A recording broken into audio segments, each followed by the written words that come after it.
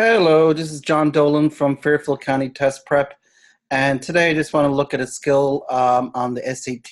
It tests the use of conjunctions on the English portion of the ACT. So we'll just do this quick little video. Hopefully you get something out of it. So this is true fans of the seminal K-pop band Big Bang know that G-Dragon is the most involved in writing and producing. For Sungri, choreographs the band's live performances. So you have to kind of see which conjunction would best fit here. So let me just get my little marker here. And so one guy does one thing and another guy does another thing. And you have to imagine that they do it simultaneously, basically side by side or at the same time. So, but would kind of suggest that there's a contradiction or an opposite. Also, yet would also suggest a contradiction or kind of an opposite going on. And then for wouldn't really fit there for. So while. So it's kind of, you have to imagine they're talking about time.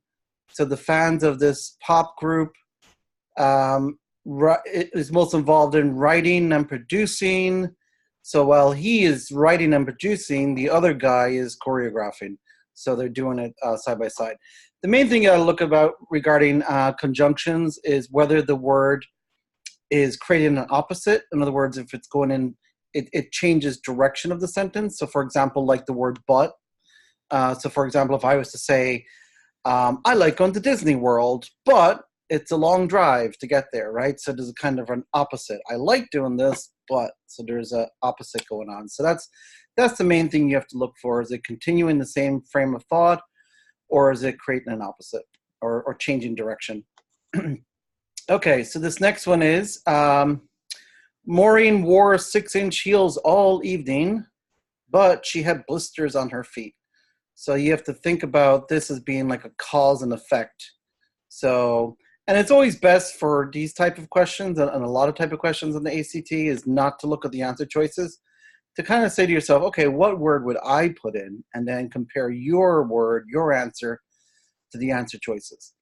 So we have Maureen wore 6-inch heels all evening, but she had blisters on her feet for days. So looks like there's a little bit of a cause and effect. Because she did this, this happened. So we have to see what might suggest a cause and effect. I might put in a word like Maureen wore 6-inch heels all evening, therefore she had blisters on her feet. So let's see if there's a word that's like therefore, or because of this, she had blisters on her feet, or because she did. All right, so but she had would suggest an opposite contradiction. While, well, this happened in the past, and then the blisters happened in the future. So while would suggest like the previous one, simultaneously something going on at the same time.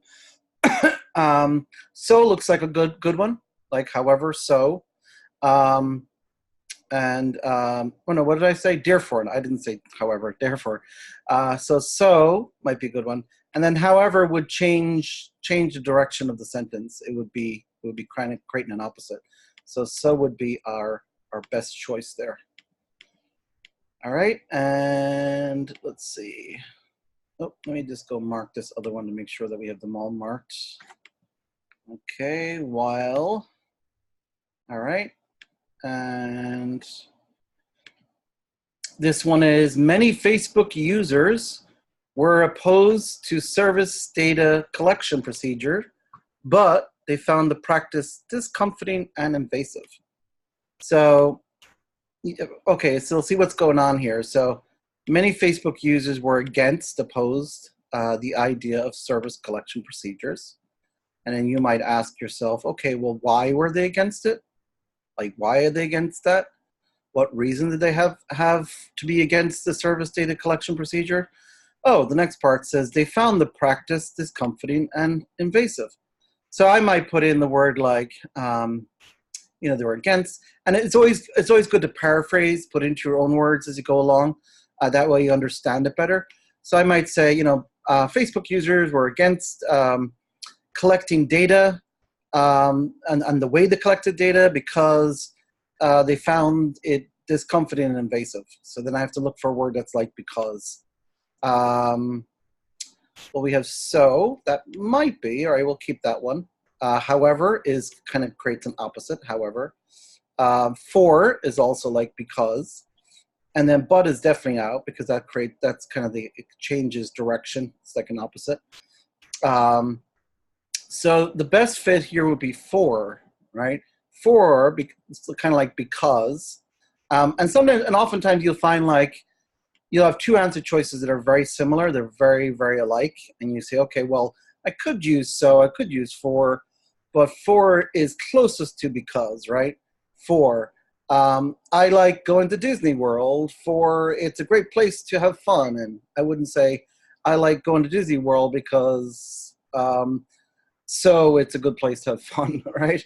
So in this case, it was actually for. Even though we don't always walk around saying, "Oh, I like going there for it's great." You know, we don't always say, we don't talk the way we write, basically. So you have to keep that in mind. So if it sounds strange or if it sounds weird, doesn't mean that it's the wrong answer, because we speak and write differently. So don't fall into that trap of saying, "Well, that sounds weird," using for, because it actually is correct English. All right, so this one is, it's a small chicken coop.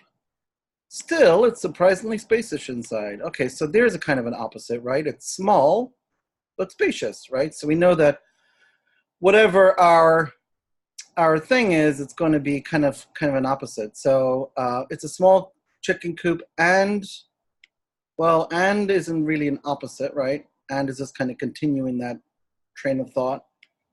Because wouldn't work. And then we have comma, still, and then we got semicolon still. So we have to figure out, okay, what's the difference between the two, right? So semicolon basically takes the place of a comma and, right? So this could be, it's a small chicken coop, semicolon, like kind of like and, comma and, it's surprisingly spacious inside. So this particular answer, this actually happens to be the right answer, not this one, because it seems like you would go with this one because it seems to make sense. It's a small chicken coop, comma, still it's surprisingly spacious inside. The thing to be careful about this is you have a complete sentence here, right? It's a small chicken coop. And then you also have, it's surprisingly spacious inside. So you've got two complete sentences here, two what they call independent clauses. So if you just join two independent clauses with just a comma, then that's what they call a comma splice, And people tend to do that, right? So make sure that when you're joining two clauses together, if you're joining with just a comma, one has to be an independent clause, like a complete sentence, and one has to be dependent. But if they're both independent, then use a semicolon, which would be comma and. And I'll do a video later on when to use semicolons, because that's one of the things that's tested in the writing section of the ACT. This next one is, the weather was wet and cold. The week we went whale watching, still we had a great time. So there's a kind of an opposite going on, right? So the weather was wet and cold, but we had a great time, right? So if I was to write this, I'm not going to look at the answer choices. If I was to write this, I might say the weather was wet and cold the week we went whale watching, but we still had a great time, right? So we're looking for an opposite. So since would not be an opposite. For would not be an opposite. That's kind of like explaining, like we had that previous one where it had the word for to explain something. Yet is kind of an opposite, right? Again, going back to my example, I love going to Disney World. Yes, the lines are long, right? There's an opposite going on there. And then this one here is kind of like the previous one we just saw. The weather was wet and cold the week we went whale watching. Still, we had a great time. So still would actually work. We still had a great time, basically. And there's an example of using a comma to connect independent clause to a dependent clause. The weather was wet and cold the week we went whale watching, and you could put a period there, or not put a period there, put a comma there. Still, we had a great time. So the first part here is an independent clause, and the second part's dependent clause, and that's okay to join with just a comma.